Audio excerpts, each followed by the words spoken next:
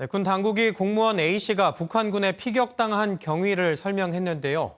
앞서 기사도 보셨지만 아직 궁금한 게 많습니다. 정치부 김도형 기자와 자세한 이야기 나눠보겠습니다. 안녕하세요. 네, 김 기자, 먼저 이 공무원 A씨가 실종이 되고 이 피격을 당한 경위부터 한번 다시 쭉 설명을 해주시죠. 네, 40대 공무원 A씨가 실종됐다는 신고가 접수된 건 지난 21일 오후 12시 51분입니다. 네. 1시간 뒤 해군과 해경이 선박과 항공기 20여 대를 동원해 수색에 나섰고 다음 날인 22일 오후 3시 30분 군은 북한 등산곳 일대 해상에서 A씨의 최초 정황을 포착합니다.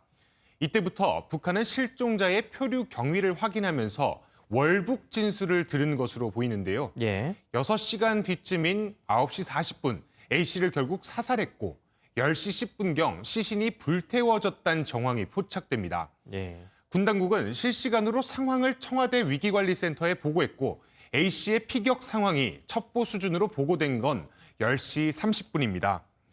문재인 대통령은 다음 날인 23일 새벽 1시 26분부터 유엔 연설을 시작했습니다. 네. 여러 가지 궁금하지만 특히 궁금한 게 이 북으로 간 이유입니다. 이 군은 자진 월북 가능성을 크게 봤는데 군이 이렇게 판단한 데는 근거가 있을 거 아닙니까? 네, 앞서 리포트에서 보신 것처럼 군은 A씨의 자진 월북 가능성이 크다는 근거들을 제시했습니다. 예. 그중 월북 의사를 표명한 정황을 식별했다는 점에 주목하셔야 될 것 같습니다. 무엇을 통해 이 정황을 식별했는지는 군이 확인해주지 않습니다. 보안상 설명이 제한된 부분이기 때문인데요. 예. 과거 사례를 한번 보겠습니다.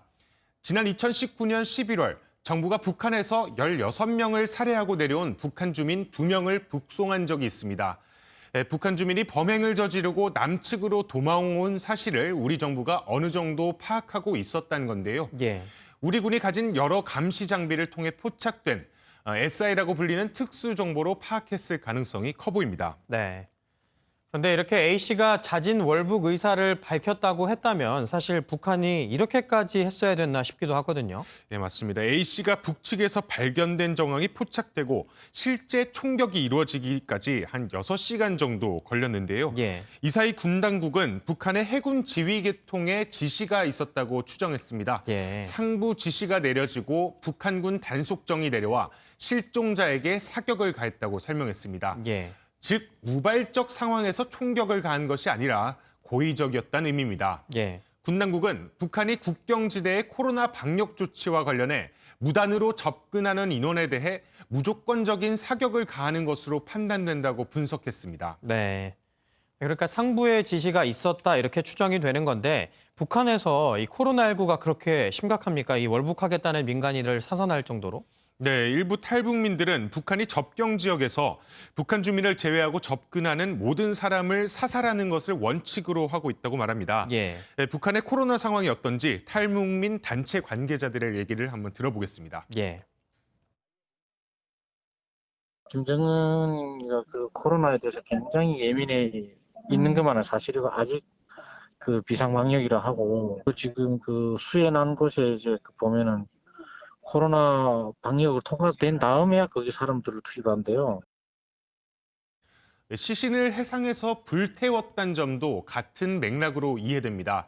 A씨에게 접근한 북한군이 방독면과 방호복을 착용하고 일정 거리를 유지한 상태로 시신을 불태웠다는 게 군의 설명인데요. 예. 하지만 앞서 말씀드린 대로 6시간의 시간적 여유가 있었다는 점은 코로나19 방역이란 목적 외에 남측에 보내는 메시지가 있다는 해석도 나오고 있습니다. 네.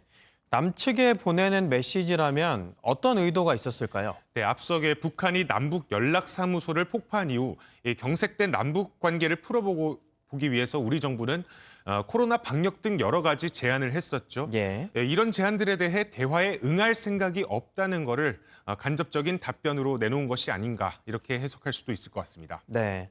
아까 김 기자도 얘기를 했지만 사실 이 월북 의사를 떠나서 우리 군이 조치할 시간이 있었는데 그 피격을 막을 수 없었지 않냐, 또 이 조치를 취할 수 있지 않냐 이런 생각도 들거든요. 네, 맞습니다. 군 당국의 답변은 북한이 설마 이런 만행을 저지를 줄 몰랐다고 말하고 있습니다. 예. A씨의 위치만 몰랐지 A씨가 북측으로 넘어가 북측 인원과 접촉했다는 점은 특정하고 있었는데 네. 정부는 아무런 조치를 취하지 않았습니다. 군 당국이 유일하게 취한 조치는 A씨가 사망한 다음 날인 지난 23일 오후 대북 전통문을 발송한 게 전부입니다. 네. 군이 국제 상선 통신망 등을 동원해 북측에 즉각적인 연락을 취했다면 적어도 이런 참변은 막을 수 있었지 않겠냐는 지적이 나오는 이유입니다. 예. 마지막으로 군이 든 이유는 우리 측 첩보 자산이 드러날 우려가 있었다고 밝혔습니다. 네. 그리고 이 피격 사건이 문재인 대통령의 유엔 연설 시점과 맞물리면서 논란도 있습니다. 이 부분은 어떻게 해석해야 될까요? 네, 청와대는 유엔 연설은 이미 지난 15일에 녹화가 됐었고 예. 18일에 유엔으로 보내졌기 때문에 이 사건과 관계가 없다고 답변했습니다. 예. 연설이 방송될 때인 23일 새벽엔 피격 첩보의 신빙성을 확인하던 단계였는데요. 예. 첩보 수준에서 유엔 연설을 수정하거나 취소하는 판단을 할 수 없었다고 설명했습니다. 예. 대신 대통령 연설이 진행되던 시간에 외교안보 분야 관계 장관 회의를 소집해 대책을 논의했다고 밝혔습니다. 네. 이 남북 관계는 앞으로 더 어려워질 것 같은데 이 정치권 반응은 어떻습니까? 네, 어제 국회는 국방위원회를 긴급 소집해서 긴급 현안 질의를 했는데요. 예. 여야 만장일치로 북한의 무력 도발 행위에 대한 규탄 결의안을 냈습니다. 여야 모두 강력한 규탄 의지를 밝힌 만큼 북한의 책임 있는 조치가 나오지 않는다면 남북 관계는 더 어려워질 것으로 보입니다. 네, 미국 측 반응도 나왔는데요. 미 국무부 대변인실 관계자는 한국이 이번 사건을 규탄하고 북한의 완전한 해명을 요구한 걸 전적으로 지지한다고 밝혔습니다. 남북관계 개선의 불씨를 되살리려 노력하던 청와대도 이번 사건이 상당히 당혹스러울 것으로 보입니다. 네. 예, 아직 북한이 입장을 내지 않고 있는데 어떻게 반응할지도 지켜보도록 하겠습니다. 지금까지 정치부 김도형 기자였습니다. 고맙습니다.